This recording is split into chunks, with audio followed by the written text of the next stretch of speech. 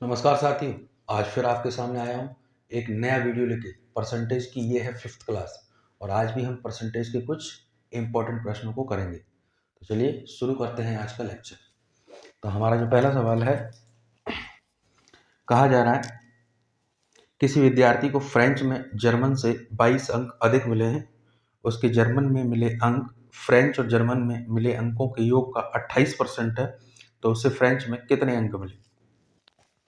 देखिए, एक विषय कौन सा है, एक फ्रेंच है और दूसरा कौन सा है, जर्मन है। तो यहाँ पे बोला गया कि फ्रेंच में जर्मन से 22 अंक ज्यादा मिले हैं। फ्रेंच में जर्मन से 22 अंक ज्यादा मिले हैं, तो यानी इस सर से ये +22 है। अभी यहाँ पे बोला है उसके जर्मन में मिले अंक फ्रेंच और जर्मन में मिले अंकों के योग का 28% है। तो 28% क्या होता है, 28/100। इसे काटोगे ये जाएगा किससे, 4 से। 4 सत्ते 28, 4 से 25। यहाँ पे ये जो 25 है बोला योग है, फ्रेंच प्लस जर्मन है और ये है किसके, जर्मन के अंक है। देखो, जर्मन यदि 25 है, टोटल फ्रेंच प्लस जर्मन 25 है और जर्मन यहाँ 7 है। अगर ये 7 है तो बाकी का 18 ये बचेगा। तो ये 7 रख दो जर्मन और यहाँ पे ये आ जाएगा 18। अब यहाँ से आपको डिफरेंस बताया, कितना बताया, 22 यूनिट का है। वास्तविक अंतर देखो, 18 में 7 जाएगा 11। तो ये देख लो लगभग कितने गुना हो रहा है, डबल, 2 गुना हो रहा है। 11 से ये 2 गुना हो रहा है। तो यहाँ पे आपसे पूछा किसके अंक है, आपसे पूछा गया है फ्रेंच में कितने अंक मिले, तो फ्रेंच के अंक पूछे। अगर ये डिफरेंस 2 टाइम्स हो रहा है तो इसको भी 2 टाइम्स कर देंगे। 18 × 2 कितना हो जाएगा, 36। यानी उसके फ्रेंच में अंक कितने हैं, 36 अंक है। चलिए नेक्स्ट क्वेश्चन को हम बनाएंगे। अगले सवाल में चलते हैं। अगले सवाल में कहा जा रहा है रवि सूर्या से 12 साल छोटा है। रवि किससे, सूर्या से। रवि सूर्या से 12 साल छोटा है। जो रवि है सूर्या से कितने साल छोटा है, -12, 12 साल छोटा है। फिर आपसे आगे कहा गया है रवि की आयु उसकी और सूर्या की आयु के योग का 40% है। तो रवि की जो आयु है, सूर्या और रवि की आयु का 40%। 40% का मतलब 40/100। इसे काटोगे, 20 दूनी 40, 20 × 5 100। तो ये जो आ रहा है 5, ये है रवि प्लस सूर्या और ये क्या है, ये रवि है। तो 5 में से यदि 2 रवि है तो बाकी का सूर्या कितना होगा, 5 में से 3 होगा।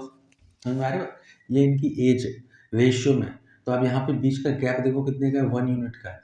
1 से ये 12 गुना, अंतर कितने का है, 12 का है।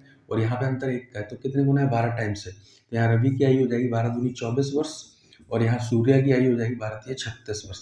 तो फिलहाल हमसे किसकी आयु पूछिए, हमसे आयु पूछी है सूर्या की आयु। सूर्या की आयु क्या होगी, वो भी कितने, 9 वर्ष के बाद। देखो, सूर्य वर्तमान में 36 वर्ष का है, तो 9 वर्ष के बाद कितना हो जाएगा, 9 जोड़ दोगे, 36 और 9 हो जाएगा 45 वर्ष। 45 वर्ष का सूर्य हो जाएगा 9 साल के बाद। ये इसकी प्रेजेंट एज आई थी, ठीक है, क्या आई थी, प्रेजेंट एज। चलिए नेक्स्ट क्वेश्चन पे चलते हैं।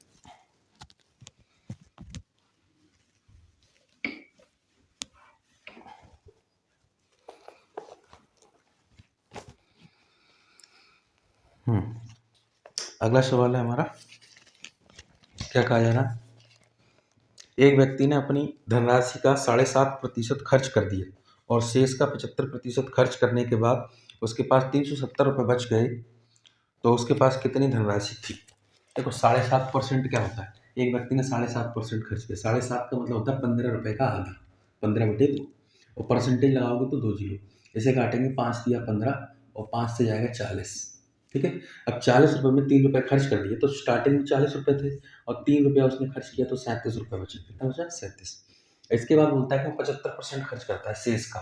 75% क्या होता है, 3/4 होता है। और यदि 4 में 3 रुपये खर्च कर देगा, 4 में 3 खर्च कर देगा तो बचेगा कितना, 4 में से 3 माइनस करोगे तो 1। यहाँ पे मल्टीप्लाई करनी है ऐसे, 40 चौक 160 और यहाँ 37 एकम 37। तो यहाँ पे ये समझ में आ रहा है कि 160 टोटल रुपए थे, उसमें से 37 रुपये उसने खर्च किए, 37 रुपये उसके पास बचे। तो सवाल में इसी की वैल्यू बताइए। इससे जो बचे हुए अमाउंट है बताया 370। तो ये आप देख रहे हो कितने गुना हो रहा है, 10 गुना हो रहा है। तो इसको भी 10 गुना कर देना है। जब 10 गुना करोगे तो कितना हो जाएगा, 1600 रुपये। यानी उसकी जो आय थी वो कितनी थी, 1600 रुपये थी। उस व्यक्ति की आय कितनी थी, 1600 रुपये। समझ में आ रही बात। चलिए एक और क्वेश्चन बनाते हैं।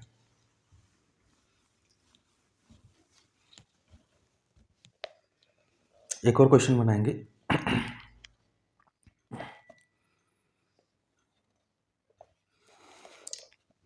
कोई व्यक्ति अपनी आय का 75% भाग खर्च करता है, उसकी आय में 20% बढ़ जाती है और उसका खर्च 10% बढ़ जाता है।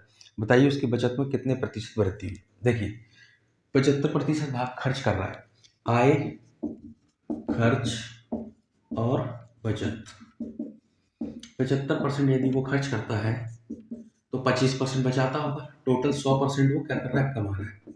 100% वो कमा रहा है, क्योंकि 75 खर्च करेगा तो 25 बचाएगा तो 100% बनेगा, और 100% वो कमा रहा है। अगले साल क्या होता है, इसमें 20% की बढ़ोतरी होती है। 100 का 20 ही होता है, प्लस 20 हो रहा है, ठीक है। और यहाँ खर्च में वृद्धि होती है, कितने की? खर्च में वृद्धि होती है तुम्हारी 10% की। तो खर्च उसका 10% बढ़ जाता है, और 7.5 का 10%, 75 का 10% 7.5 होता है। 7.5 उसका बढ़ेगा, ये 7.5 बढ़ जाएगा, ठीक है। भाई क्या किया, 75 का हमने 10% निकाला, 75 इंटू 10/100 ऐसे दिया, तो इससे ये कटेगा और यहाँ से ये 7.5, तो 7.5 रुपये इसके इसमें बढ़े। तो देखो टोटल 20 बढ़ने आय में, खर्च में यदि 7.5 बढ़े तो बाकी का पैसा इसमें बढ़ेगा, इसमें बढ़ेगा बचत में। टोटल इसके इक्वल आना चाहिए, तो 20 में से 7.5 घटाओ, 20 में से यदि आप 8 घटाते तो 12.5 इतने परसेंट इसमें वृद्धि हुई, क्योंकि दोनों प्लस प्लस के तो तभी प्लस आएगा। तो अब देखो यहाँ 25 रुपये बचत है और उस पर बढ़ने कितनी है, 12.5, यानी आधा बढ़ना है। आधा का मतलब होता है 50%।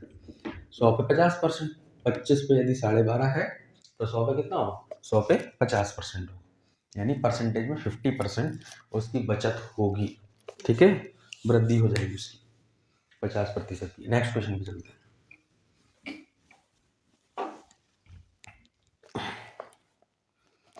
अगला सवाल है हमारा, अंडों के दामों में 25% गिरावट होने पर, अब 25% का मतलब क्या होता है, 1/4, ये रेट है। क्या है, रेट।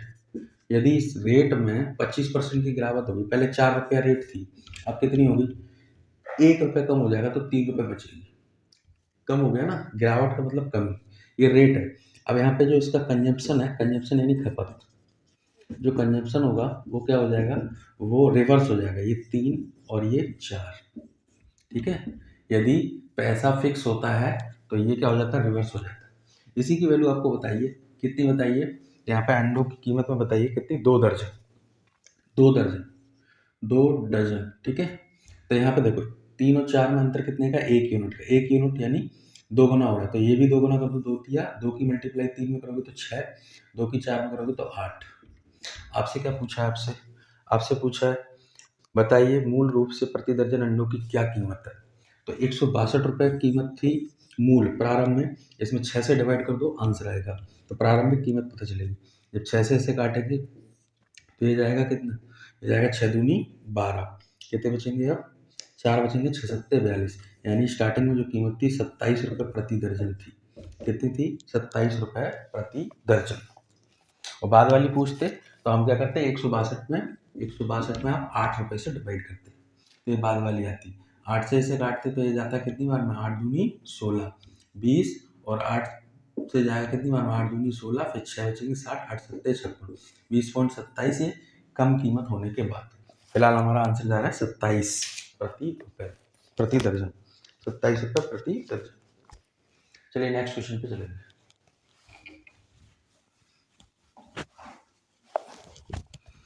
अगला जो सवाल है हमारा, हाँ, 900 अधिकतम अंकों में से ए ने एक विषय में 72% अंक प्राप्त किए। भाई 900 अंक है और दूसरा कौन कितने हैं, 700 है, पढ़ो। इसमें जो परसेंटेज है उसका वो 72% है, और इसमें जो परसेंटेज है वो कितना है, इसमें जो परसेंट है मेरा 80% है, 80%। तो आपसे बोला कि संयुक्त परीक्षा का प्रतिशत बताइए, तो यहाँ पे 0 से 0 रेशियो बना लोगे, रेशियो बना लिया। अब अगर कैलकुलेशन को आसान करना है तो इसको हम थोड़ा सिंप्लीफाई कर लेते हैं। तो हम देख रहे हैं किससे काट रहे हैं, 8 से काट रहे हैं। 8 से यदि इसे काट रहे हैं 9 बार में, इसे काटेंगे 8 से 10 बार में, ठीक है। 8 से यदि काटा है तो लास्ट में 8 से मल्टीप्लाई भी करना पड़ेगा। तो यहाँ देखो मल्टीप्लाई करो 9, और यहाँ मल्टीप्लाई करेंगे 7 गुणा 10 70, इनको जोड़ोगे तो कितना हो जाएगा 151, और इनको बांट दीजिए 9 7 16 में, 16 में बांटना है। लेकिन आपने देखना है यहाँ पे आपने जो परसेंटेज था उसको आपने सिंप्लीफाई किया था किससे, 8 से। 8 से काटा था 9 बार में, तो 8 से यहाँ मल्टीप्लाई भी करनी पड़ेगी। जब 8 से काटोगे 8 एकम 8, 8 दूनी 16, और 151 का आधा करना है, यानी ये 75.5% आपका क्या हो जाएगा आंसर, 75.5% आपका आंसर हो जाएगा। इस तरीके से इस सवाल को करना था। चलिए नेक्स्ट क्वेश्चन पे चलते हैं।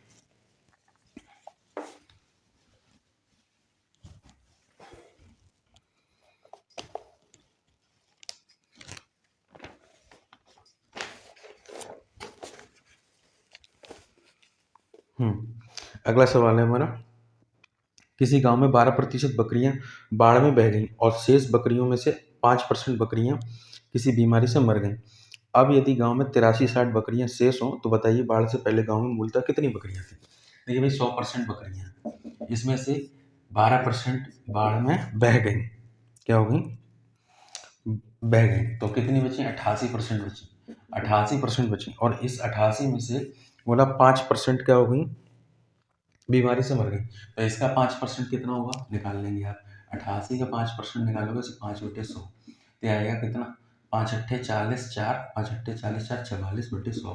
तो इसे काटोगे ये और ये 4.4, यानी 4.4 बकरियां जो है मर गई हैं। 4.4 घटाओगे तो ये आएगा 83.6, 83.6 बकरियां, और ये 83.6 क्या हो गई, शेष बची। यदि 4.4 क्या हो गई, ये खत्म हो गई है, तो बची कितनी, 83.6, और इसी का मान आपको ये शेष बची है, और इसी की वैल्यू आपको सवाल में बताइए, कितनी बताइए, सवाल में बताइए 83-60।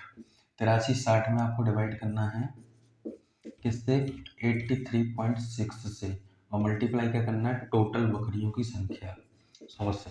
तो पॉइंट से यहाँ 1 जीरो बढ़ेगा, और 836 से ये जाएगा 10 बार में, और 10 की मल्टीप्लाई करोगे यानी 10,000। तो स्टार्टिंग में जो बकरियां थी वो कितनी थी, 10,000 बकरियां थी। तो इस सवाल को ऐसे बनाना था, मतलब हमने टोटल बकरियां 100 मानी और उसी पर पूरी कैलकुलेशन करनी। तो इस तरीके से इस सवाल को करना था। चलिए नेक्स्ट क्वेश्चन पे चलते हैं। तो अगला जो सवाल है हमारा, क्या कहा जा रहा है, किसी कार्यालय में स्टाफ का 40% महिलाएं और 70% महिला स्टाफ है। देखो भैया, अगर 40% महिलाएं हैं, महिलाएं 40% हैं, तो पुरुष कितने हो जाएंगे, तो पुरुष हो जाएंगे 60%। ठीक है, टोटल जनसंख्या 100%, इसको काटोगे 0 से 0 कटेगा, ठीक है, 20 दूनी 40 और 20 दिया 60। तो टोटल यहाँ पे अगर मैं कुल की बात करूँ, कुल मतलब संपूर्ण, तो यहाँ पे 2 और 3 टोटल कितने हैं, 5 लोग हैं, है ना। अब देखो यहाँ पे क्या बोला है, तो यहाँ पे बोला है 70% महिला स्टाफ और 50% पुरुष स्टाफ विवाहित है, और हमसे पूछा है नीचे देखो पढ़ोगे तो अविवाहित स्टाफ का प्रतिशत। तो अविवाहित देखिए, तो यहाँ पे बोला क्या है कि 70% महिला स्टाफ विवाहित है। अगर 70% महिला स्टाफ विवाहित है तो अविवाहित कितना है, 30%। ठीक है, 30% अविवाहित है। आगे पढ़ेंगे तो यहाँ बोला 50% पुरुष स्टाफ विवाहित है।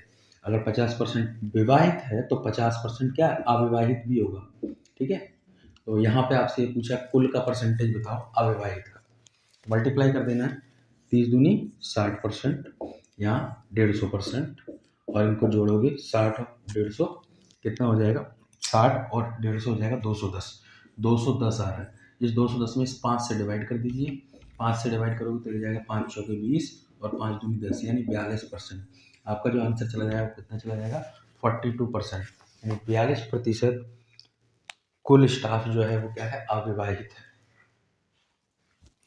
नेक्स्ट क्वेश्चन पे चलते हैं। अगला जो सवाल है हमारा,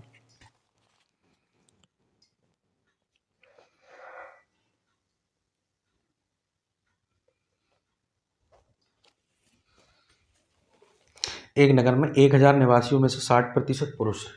फिर से वही सवाल, देखो पुरुषों की संख्या कितनी बताइए, 60%, तो महिलाएं कितनी हो जाएंगी, महिलाएं हो जाएंगी 40%।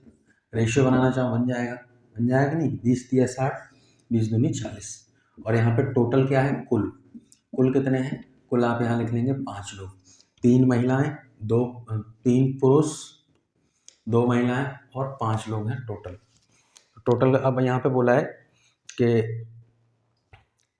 60% पुरुष हैं जिनमें से 20% साक्षर हैं, पुरुषों में कितने साक्षर हैं? 20% साक्षर हैं, पढ़े लिखे हैं। और महिलाओं में कितने बताए हैं? महिलाओं का तो पूछा है आपसे। और यदि सभी निवासियों में 25%, ये सभी कुल इसमें 25% क्या है? पढ़े लिखे हैं। तो आपसे बोला महिलाओं में कितने, ठीक है। चलिए इसको सॉल्व करते हैं। तो यहाँ मल्टीप्लाई करना 25 पंचे 125%, और यहाँ मल्टीप्लाई करोगे 20 दिया 60%।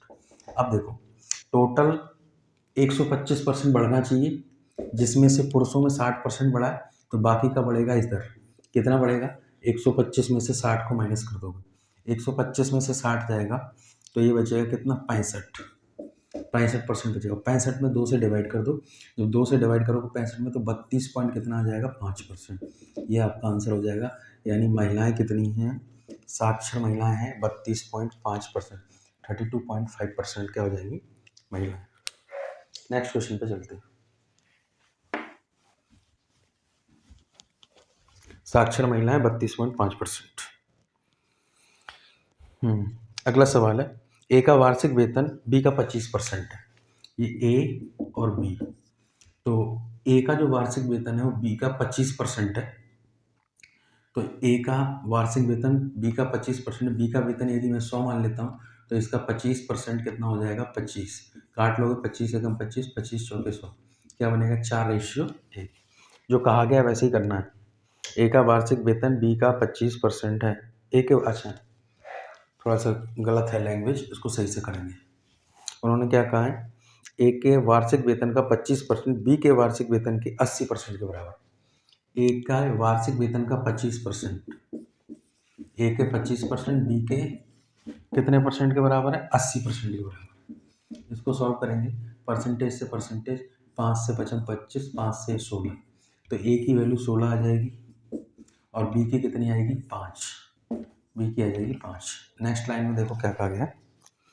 नेक्स्ट लाइन में कहा गया आपसे बी का मासिक वेतन सी के मासिक वेतन का 40% है। तो बी का जो मासिक वेतन है वो सी के मासिक वेतन का कितना है? 40%। इसे काटोगे 20 दूनी 40, 20 पंचे 100, ये 2 इसके नीचे आ जाएगा भाई, है ना।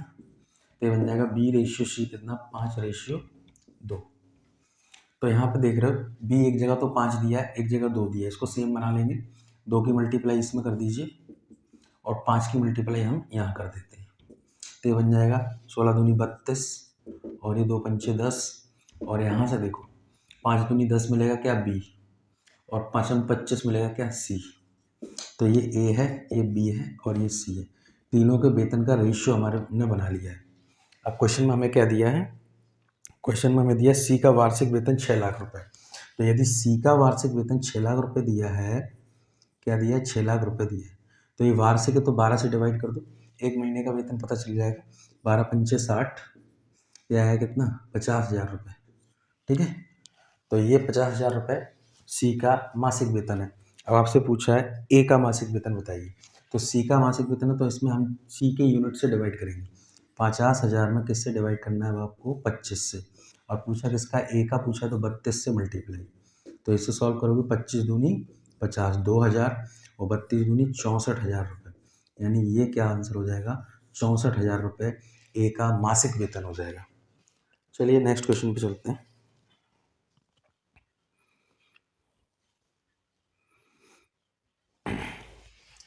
एक और लास्ट क्वेश्चन,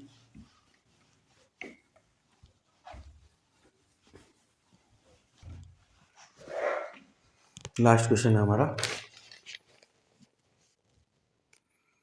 देखिए, दो संख्याएं तीसरी संख्या से क्रमशः 30% और 37% कम है, तो दूसरी संख्या पहली संख्या में कितने प्रतिशत कम है? दूसरी संख्या पहली संख्या से कितने प्रतिशत कम है?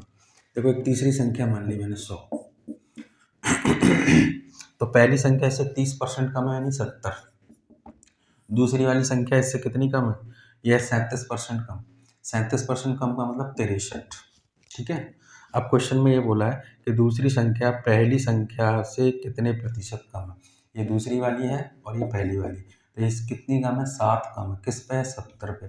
कितने परसेंट है? 100। तो यहाँ काटोगे 0 से 0, 7 से 7, कितना आ रहा है? 10%। यानी 10% क्या है? कम है। यानी हमारा आंसर क्या हो जाएगा? C option. तो इस तरीके से सवालों को करना। तो ये थे कुछ परसेंटेज के सवाल, और इसी सीरीज को कंटिन्यू करेंगे। एक और वीडियो आएगा जिसमें हम कुछ अच्छे स्टैंडर्ड लेवल के और क्वेश्चंस लेंगे। तो इसी के साथ हमारा आज का सेशन खत्म होता है।